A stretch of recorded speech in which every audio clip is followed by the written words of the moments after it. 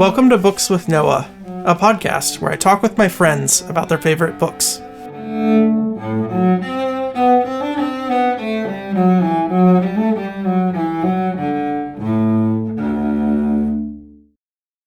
Today on Books with Noah, I have two guests. I have Nick and Daniel here. Nick is a former engineer who founded a startup that focuses on social and emotional literacy. You can find more information on jointheodyssey.com. And Daniel is a serial small business entrepreneur and a voracious reader. So welcome, Daniel and Nick. Thank you. Happy to be here. Thanks, Noah. So today we're here to talk about the E-Myth, or the E-Myth Revisited. So this book is a book about small businesses, about starting a business, and how, and why starting a business, what it might be like if you don't have any idea. Imagine you work at a company, you're really good at making pies or whatever it may be. What is the difference between that and then actually owning your own business and running your own business? And so with that, I think both of you guys have some great experience, right? You both created your own companies. And so how does this book fit into your view of starting a business? As the person who recommended the book to be read amongst us in the first place, I think I'll both take responsibility for that and maybe talk a little bit more about how it affected me.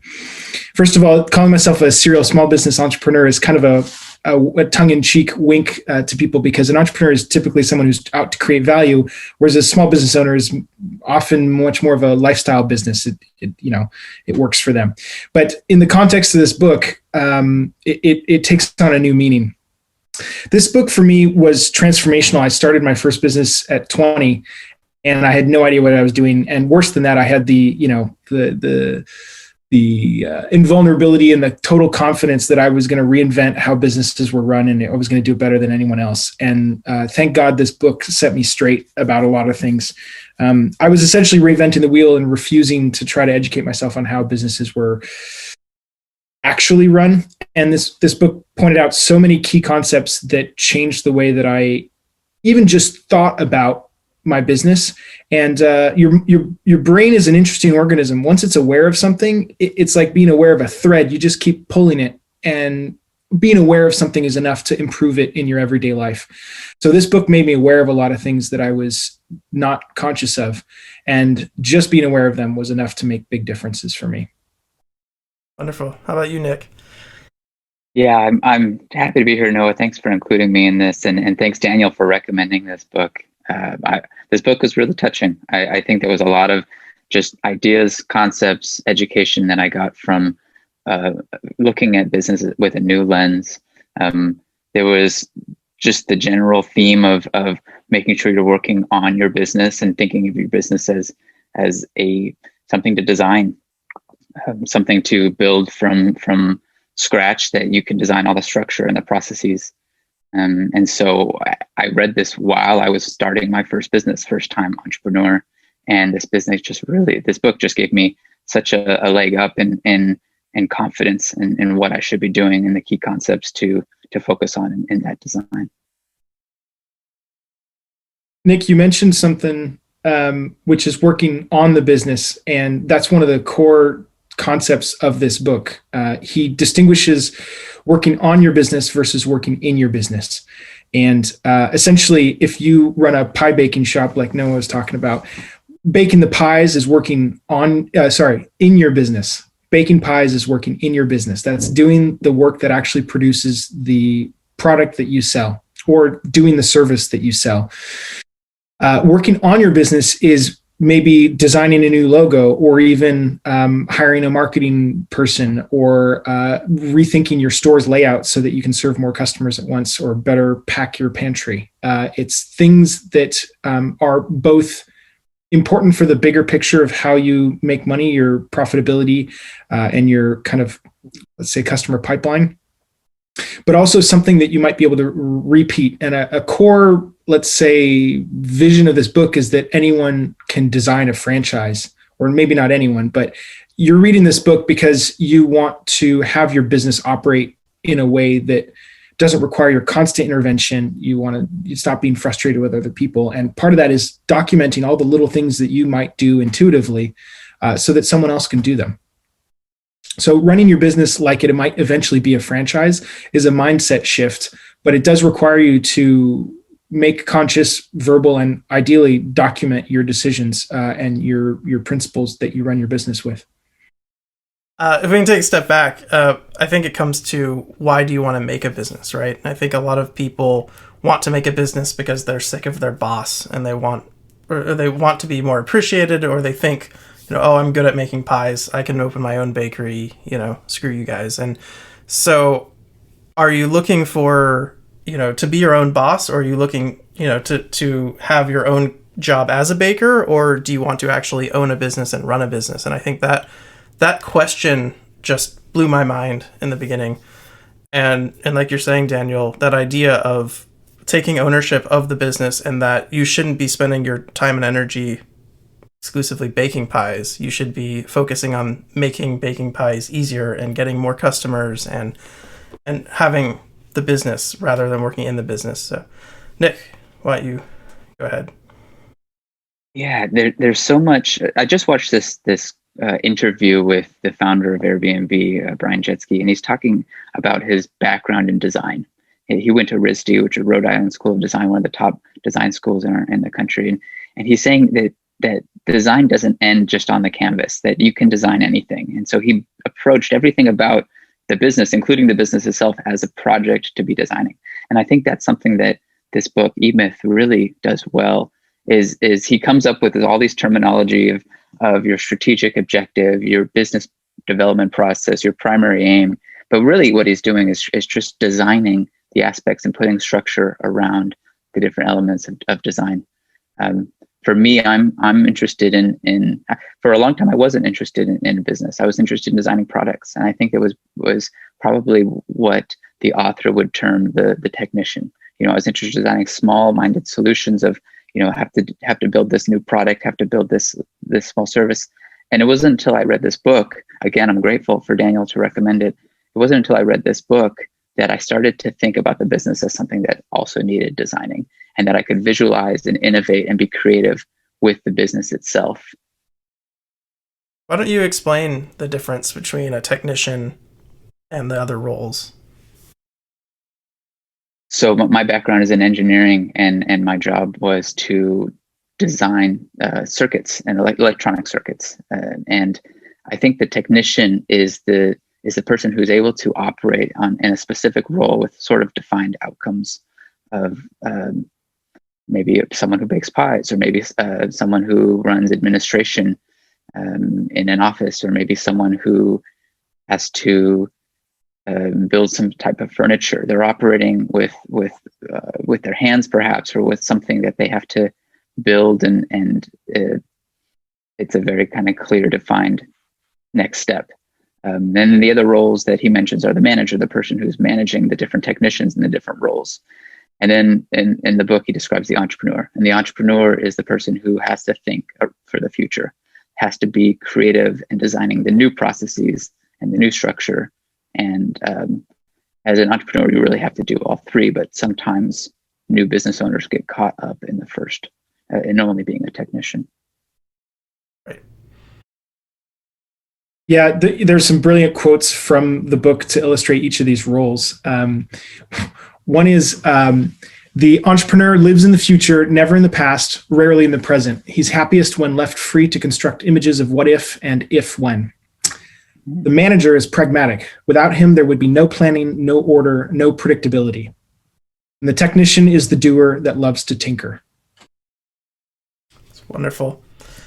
If I could point out one of the points in this book that is tied to all of this is thinking about which job you are doing while you are working in your business or on your business.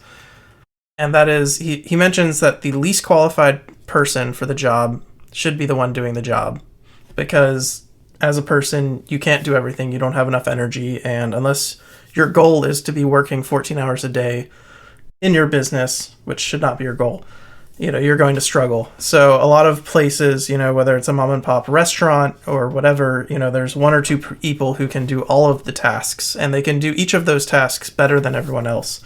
And so, they'll hire help, and then they'll nudge them out of the side because, the guy isn't, chopping onions fast enough or whatever, right? And so the key is that the least qualified person should be doing that job, because the most qualified person should be doing the things that only he or she can do. That was a big light bulb moment for me. It is. I've had the distinct pleasure of working with a lot of people that are kind of very romantically attached to certain ideas about even businesses being very human. And they say, well, least qualified person, that's like McDonald's. And I want to speak to anyone who might be thinking that, because I share a lot of those same knee-jerk reactions where I go, every time I call a customer service department or I interact with someone and I go, I can't believe I'm having to, explain myself 7 different ways to get the service I'm trying to get. The operative word in here in least qualified is qualified, because you get to determine what qualified means. You could say that least qualified means they have to have a master's degree in customer service, whatever. You can determine what that is, but you should understand that if someone's doing something that they're overqualified for, again, you define it, you are introducing waste into your organizational diagram. And one of the concrete strategies that he uses is, he says, even if you're a 1-person shop or even if you're a 3-person shop, you can draw out a whole org chart for your future vision of how the business might one day be, and you can consciously track when you're doing which person's role. You can literally say, well, I'm doing these 5 roles, but I know that when I'm acting, let's say, as a chief marketing officer, I'm not doing the same thing as when I'm acting as a chief financial officer, even though it's the same person. And that allows you to abstract and hire out those roles with an understanding of what they're responsible for. So those were important concepts. And this book, I think, is both important for someone who's thinking of writing a job, but it's also really well written for someone who's already had a business for even 5 years and is feeling stuck, because a lot of the examples and a lot of the, he even has a quote. He says, if you aren't willing to change, nothing's going to change. And so with simple phrases like that, it's so obvious. It's almost like a Zen koan, but he's reminding you that you're reading this book for a reason. And if you want to change, you need to change. And that stuff is easily glossed over if it doesn't apply to you, in the case that you haven't even started a business yet. For me, this book was kind of the first introduction to business systems. I think since then I still haven't read a book as good and as deep talking about business systems. And the quote that you mentioned, Noah, I think I probably think about that quote 3 or 4 times a week. And to me, it's a testament to this franchise model he's describing, as even if we aren't building our business as a franchise, we can imagine our business operating as a franchise. And as far as designing it as a system that operates once well as a prototype and then something that can scale, the idea of being able to hire the least qualified person to me is how can you test your system? How well and robust have you designed your system? If you just design a certain role, what guardrails have you put up in place so that even someone who's maybe not the highest performer will be able to stay within those guardrails, stay within the game that you've invented, and follow the incentives that you put in place. Yeah, he mentions that if you take yourself away from the business and the business would just collapse or not exist without you, then you haven't done a good job putting the pieces in place. Yeah. You've made a job for yourself. You haven't really made a business per se. That really made it clear. Yeah. Essentially, if you take yourself away and the business collapses, you're almost like a celebrity. Like, no one wants to see the production assistants or the accountant or the business manager on TV. They want to see the celebrity on TV. And are you building a business where you're this kind of center of the universe celebrity of your own small business, or are you building something that is there to give meaningful employment and provide a valuable service that people are willing to pay for? It's a really interesting question. So Daniel, I know you've had a contracting business. Tell us about the contractor version of the book and the 3-day kitchen. Yeah.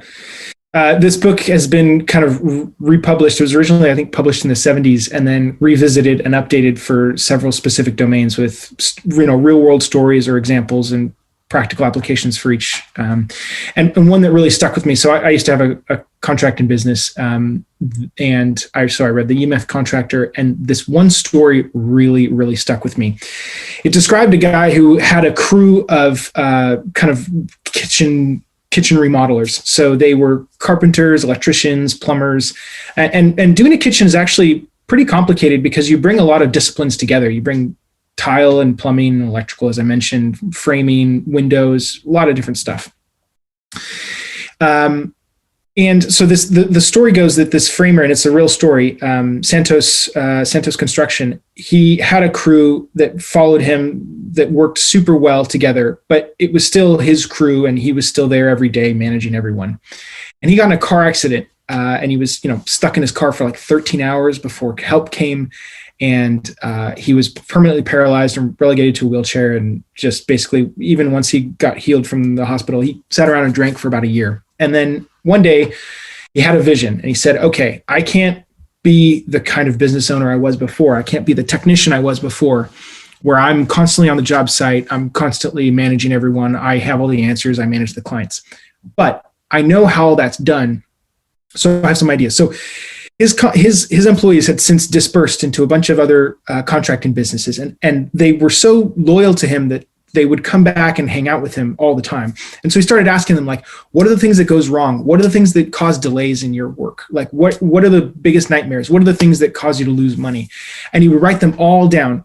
And he started thinking about, okay, well, we can't install this because we're waiting for the caulk to dry, or we're waiting for the tile cement to dry, or the electrician didn't show up on time, so we can't finish the thing around where the outlet's supposed to go, whatever.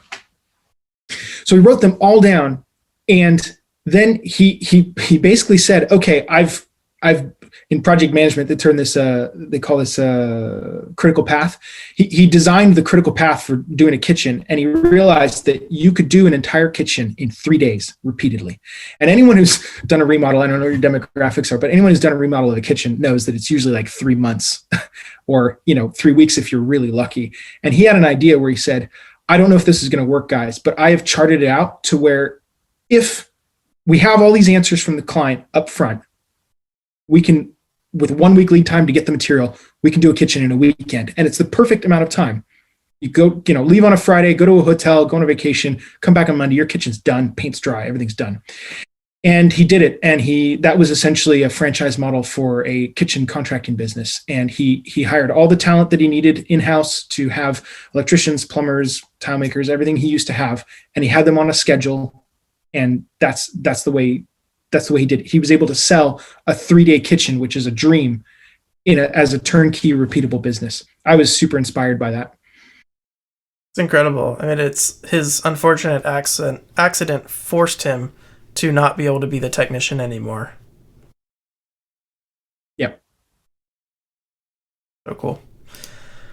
These are great anecdotes, and I think we've done a great job explaining how this book has really impacted us and led us to think in a different way about businesses and working in the business. Is there anything you guys would like to add before we wrap up?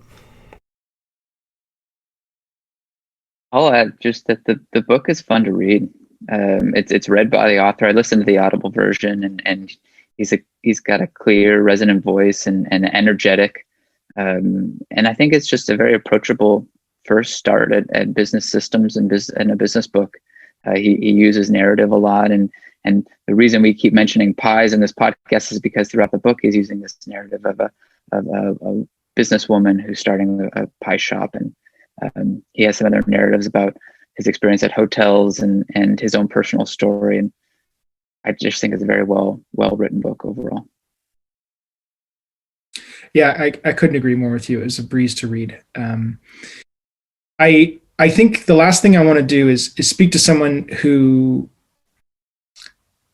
well, I know for me, I have ideas about what a business can be, and it can be a really healthy, really organic part of society, tradesmen, artisans. All these things are things that I love. And the business isn't trying to make like a robotic kind of heartless scaled corporation out of everyone. It's basically saying if you treat your business with the respect of a franchise, then you can have a life outside of your business and it'll work. So in case anyone was thinking we're all trying to tell you to start a business and take over the world, that's not the case. And it may not be apparent, but he has a really human approach to things. And he really wants everyone who's working in the business not just to be a part of a process you've designed, but as part of the process that's been designed, he's including their happiness and their fulfillment. So he talks about how to manage people in a sustainable way, or how to design roles and roles and positions for people that are rewarding. Wonderful. I'd like to thank both of you for being part of Books with Noah. Pleasure. Yeah, it's quite a pleasure. Thanks, Noah, for hosting us. Thanks, Noah.